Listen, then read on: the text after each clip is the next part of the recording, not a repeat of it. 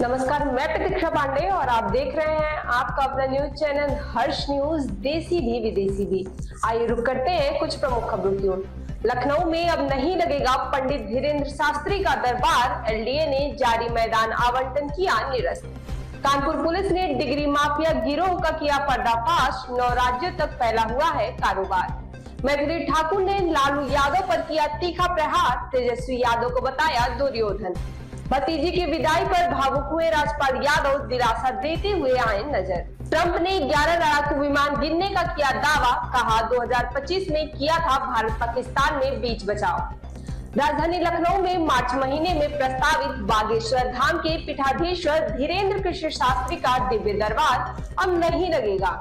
लखनऊ विकास प्राधिकरण ने बसंत कुंज स्थित राष्ट्रप्रेरणा स्थल पर आयोजित होने वाले कार्यक्रम के लिए पूर्व में जारी मैदान आवंटन को निरस्त कर दिया है। जानकारी के मुताबिक 14 मार्च से 18 मार्च तक दिव्य दरबार आयोजित होने के लिए help you educational and charitable trust की ओर से आवेदन किया गया था। धीरेन्द्र कृष्ण शास्त्री ने स्वयं अपनी आधिकारिक सोशल मीडिया पेज के माध्यम से मार्च में लखनऊ आगमन की सूचना साझा की थी, जिसके बाद आयोजकों ने तैयारियां शुरू कर दी थी। लखनऊ विकास प्राधिकरण सूत्रों के अनुसार इतने बड़े धार्मिक आयोजन के लिए पुलिस प्रशासन से आवश्यक नो ऑब्जेक्शन सर्टिफिकेट प्राप्त नहीं हो सका। प्रशासन को आशंका थी कि राष्ट्रप्रेरणा स्थल जैसे सार्वजनिक स्थान पर अपेक्षा से अधिक भीड़ जुट सकती है, जिससे कानून व्यवस्था और यातायात प्रबंधन में कठिनाई आ सकती है। इसी आधार पर एलडीए ने मैदान आवंटन को निरस्त करने का निर्णय लिया। हालांकि एलडीए की ओर से अभी तक कोई औपचारिक लिखित बयान नहीं जारी किया गया है, लेकिन संबंधित अधिकारियों ने आवंटन रद्द होने की पुष्टि की है। उत्तर प्रदेश के कानपुर में पुलिस ने शिक्षा के नाम पर चल रहे एक बड़े अंतर्राज्यीय फर्जीवाड़े का पर्दाफाश किया है।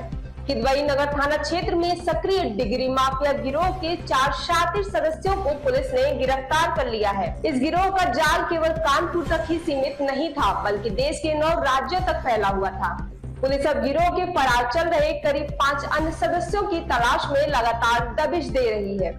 जांच में सामने आया कि आरोपियों ने किदवई नगर इलाके में शेल ग्रुप ऑफ एजुकेशन के नाम से एक बकायदा दफ्तर खोल रखा था। इसी कार्यालय में इस पूरे काले कारोबार को संचालित किया जा रहा था। आरोपी मोटी रकम वसूल युवाओं को बिना कोई परीक्षा दिए घर बैठे डिग्रियां उपलब्ध करा रहे थे।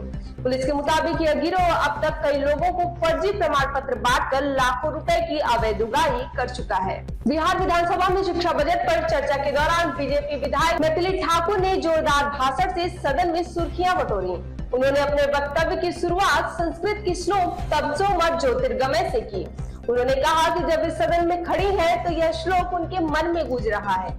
मैथिली ने पुराने दौर को याद करते हुए कहा कि कभी हालात ऐसे थे कि महिलाएं घर से बाहर निकलने में भी असुरक्षित महसूस करती थीं। आज वही महिलाएं दरभंगा से पटना तक सुरक्षित सफर कर रही हैं। उनके इस बयान पर सदन में पक्ष विपक्ष के बीच तीखी प्रतिक्रिया देखने को मिली। मैथिली ठाकुर ने विपक्ष पर निशाना साधते हुए कहा, क्या सभी को वह बिहार याद है जिसे जंगल राज कहा जाता था। उन्होंने आरोप लगाया कि उस समय शिक्षा व्यवस्था पूरी तरह चरमरा गई थी। सरकारी स्कूलों की इमारतें जर्जर थीं और कई जगहों पर ताले लटकते थे। अपने भाषण के दौरान मैथिली ठाकुर ने लालू प्रसाद यादव की तुलना महाभारत के धृतराष्ट्र से की। उन्होंने कहा कि उस समय के राजा को बिहार रूपी हस्तिनापुर की चिंता नहीं थी, उन्हें केवल अपने दुर्योधन की फिक्र थी। इस क्रम में उन्होंने तेजस्वी यादव को दुर्योधन बताया।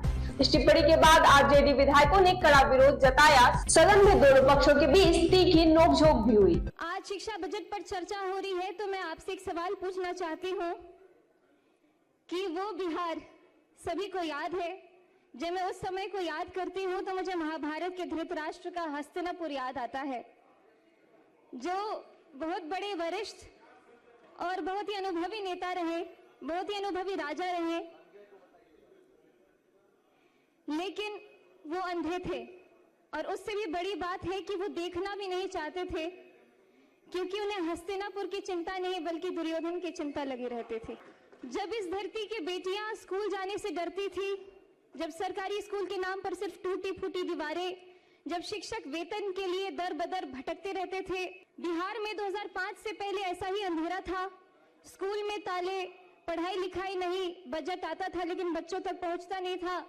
रिपोर्ट में विद्यालय थे लेकिन जमीन पर घास उगती रहती थी। और हमारे विपक्ष के माननीय साथी जो आज बड़े गंभीर मुद्रा में यहाँ बैठे हुए हैं, आप सभी इस दौर के साक्षी रहे हैं और ये भी कह सकती हूँ कि आप सहयोगी भी रहे हैं। 2005 में एक नवोदय हुआ, नया सूरज उगा। 2005 में बिहार की जनता ने एक ऐतिहासिक फैसला किया और उस फैसले का नाम था नीतीश कुमार।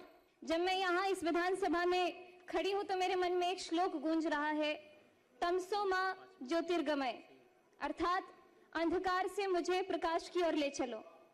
यही बिहार रहा है, अंधकार से प्रकाश की ओर और जंगल राज से सुशासन की ओर। चेक बाउंस मामले में जेल से बाहर आने के बाद राजपाल यादव अपने पैतृक गांव अपनी भतीजी की शादी में सम्मिलित हैं। शादी समारोह से राजपाल के कई वीडियो सामने आ रहे हैं। इस दौरान वो मेहंदी समारोह में ठुमके लगाते भी नजर आए। अब राजपाल यादव का एक और वीडियो सामने आया है, इसमें वो भतीजी की विदाई के दौरान भावुक नजर आ रहे हैं। सोशल मीडिया पर वायरल हो रहा वीडियो विदाई समारोह के दौरान का है। वीडियो में राजपाल यादव अपनी भतीजी को गले लगाते हुए दिख रहे हैं जब वह अपने परिवार को विदाई दे रही हैं। इस दौरान राजपाल यादव भावुक होकर उसे दिलासा देते हुए और प्यार से समझदार कहते हुए नजर आ रहे हैं। अमेरिका के राष्ट्रपति डोनाल्ड ट्रंप ने भारत पाकिस्तान संघर्ष में 11 लड़ाकू विमानों के गिरने का नया दावा किया था।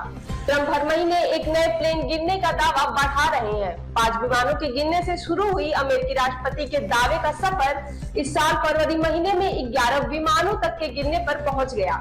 ट्रंप ने अपने दावे को दोहराते हुए कहा कि उन्होंने 2025 के संघर्ष के दौरान भारत और पाकिस्तान के बीच बचाव किया था। उन्होंने दावा किया कि उन्होंने दोनों परमाणु हथियारों वाले पड़ोसियों पर 200% टैरिफ लगाने की धमकी दी थी। डोनाल्ड ट्रंप वाशिंगटन में आयोजित बोर्ड ऑफ पीस समारोह के दौरान ये दावे कर रहे थे। उस दौरान पाकिस्तान के प्रधानमंत्री शहबाज शरीफ भी वहां मौजूद थे। हैरानी की बात यह है कि शहबाज शरीफ ट्रंप की चापलूसी करने में देश की इज्जत को दांव पर लगा चुके हैं।